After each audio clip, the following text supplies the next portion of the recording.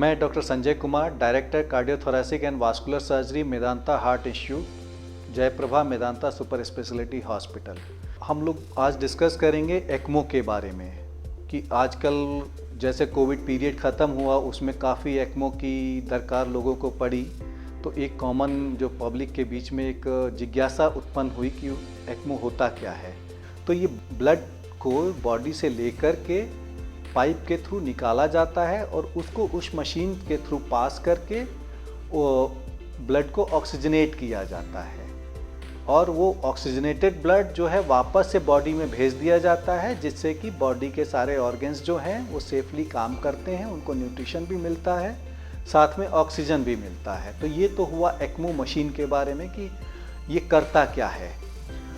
अब दूसरा नंबर आता है कि ये लगाते किस में है। जैसा कि मैंने बताया कि एक्मो जो है ऑक्सीजनेशन के काम आता है, तो डेफिनेटली ये लंग का रिप्लेसमेंट है। जो अपने जो लंग्स हैं टेम्परेरी ख़राब हो जाते हैं तो ऑक्सीजनेट नहीं कर पाता है ब्लड को, बिकॉज हो सकता है निमोनिया की वजह से या कुछ और कारण रहा हो जो लंग्स को अफेक्ट करते हों, उसके वजह से वो पेशेंट जो है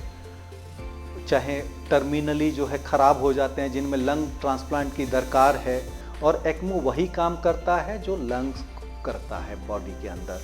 तो इस तरह से एक्मो को हम लोग यूटिलाइज कर सकते हैं और ये हमारे पास अवेलेबल है। दूसरा जो होता है एक्मो की ज़रूरत, वो कार्डियक पेशेंट्स जो होते हैं, जैसे सडनली कार्डियक हार्ट अटैक के साथ पेशेंट आया और बॉडी जो है ब्लड प्रेशर और सारी चीज़ें मेंटेन नहीं कर पा रहा है, तो सब कुछ करने के बाद भी अगर वो पेशेंट जो है बॉडी सर्कुलेशन, ब्लड सर्कुलेशन नहीं मेंटेन कर पा रहा है, सारे ऑर्गन्स को ब्लड नहीं भेज पा रहा है अपना हार्ट, इस कंडीशन को हम लोग कार्डियोजेनिक शॉक बोलते हैं। ये सारा ट्रीटमेंट करने के बाद भी अगर रेस्पॉन्ड नहीं करता है तो ऐसे पेशेंट्स में एक्मो की ज़रूरत ऐसे पेशेंट्स में भी पड़ती है। इस टाइप के पेशेंट्स में हम लोग हार्ट और लंग दोनों का फंक्शन जो है उस मशीन में ले लेते हैं, क्योंकि उसमें पंप भी होता है और उसमें लेने के बाद में हम लोग पे जो हार्ट का इलाज है वो कर दिया जाता है और हार्ट एक बार रिकवर कर जाता है तो वापस से उसको एक्मो से वीन करके अपने बॉडी पे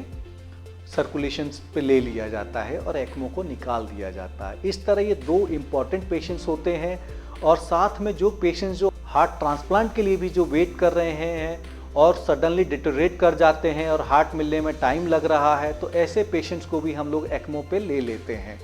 तो इसको भी सेम लंग्स की तरह ब्रिज टू रिकवरी बोलते हैं,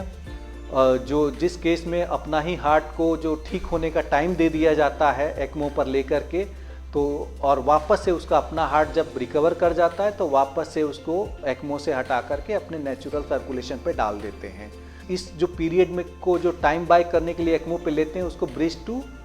रिकवरी बोलते हैं। दूसरा जो बताया मैंने कि जो हार्ट जो है डोनेशन होगा उसके बाद ही किसी पेशेंट को मिलेगा ट्रांसप्लांट के लिए, तो ये पीरियड जो टाइड ओवर करने के लिए हम लोग एक्मो का इस्तेमाल करते हैं, इसको ब्रिज टू ट्रांसप्लांट बोलते हैं। और इन दोनों ही कंडीशंस में अगर हम लोग ठीक से टाइमली अगर यूटिलाइज करें तो करीब 40 से 50% पेशेंट्स को हम लोग बचा सकते हैं।